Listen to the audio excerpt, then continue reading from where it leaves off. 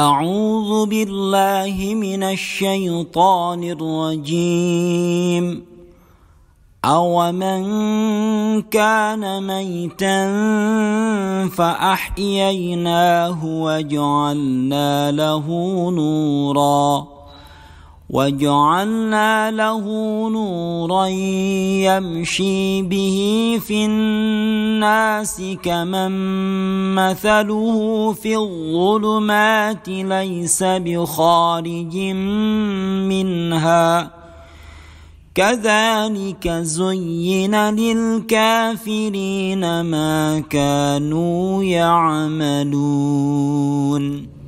Apakah orang yang telah mati kemudian kami hidupkan dan kami berikan kepadanya cahaya yang terang, yang dengan cahaya itu dia dapat berjalan di tengah-tengah umat manusia, akan serupa dengan orang yang berada di dalam kegelapan yang bertumpuk-tumpuk, yang sekali-kali dia tidak dapat keluar daripadanya. Demikianlah kami jadikan orang-orang yang kafir memandang baik apa yang telah mereka kerjakan. Bismillahirrahmanirrahim. Alhamdulillah, kita wajib tetap bersyukur kepada Allah Subhanahu wa ta'ala.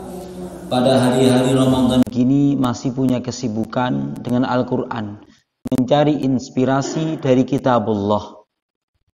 Saudara sekalian yang Allah muliakan, sambil menunggu buka puasa, kita renung fikirkan firman Allah Subhanahu wa ta'ala, satu ayat yang luar biasa yang menggambarkan kasih sayang Rasulullah sallallahu alaihi wasallam kepada umatnya, umat yang beliau berjumpa secara langsung, para sahabat maupun kita-kita yang tidak menangi beliau tapi mendengarkan kisah beliau dan beriman kepadanya.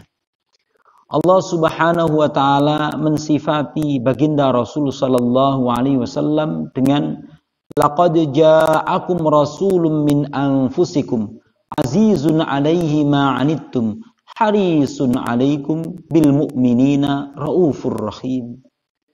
Sungguh telah datang kepada kalian seorang rasul dari antara kalian sendiri, azizun 'alaihi ma 'anittum, terasa berat di dalam diri beliau penderitaan yang kalian alami.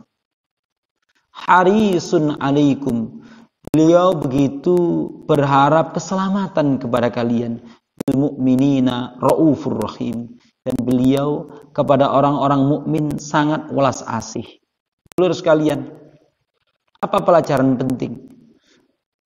Hal yang pertama yang perlu kita tahu, kasih sayang Rasulullah sallallahu alaihi wasallam kepada umatnya, kepada kita-kita ini.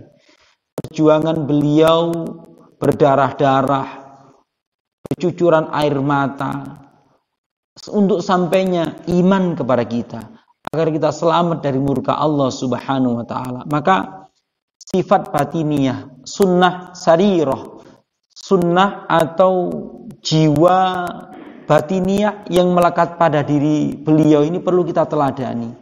Kita kalau mendengar kabar Durul Muslim susah, maka kita meneladani sifat batiniyah Rasulullah sallallahu alaihi wasallam, sunnah batiniyah Rasulullah sallallahu alaihi wasallam. Kita ikut sedih, kita ikut merasa berat kalau ada dulur muslim yang menderita, apalagi pada zaman sekarang.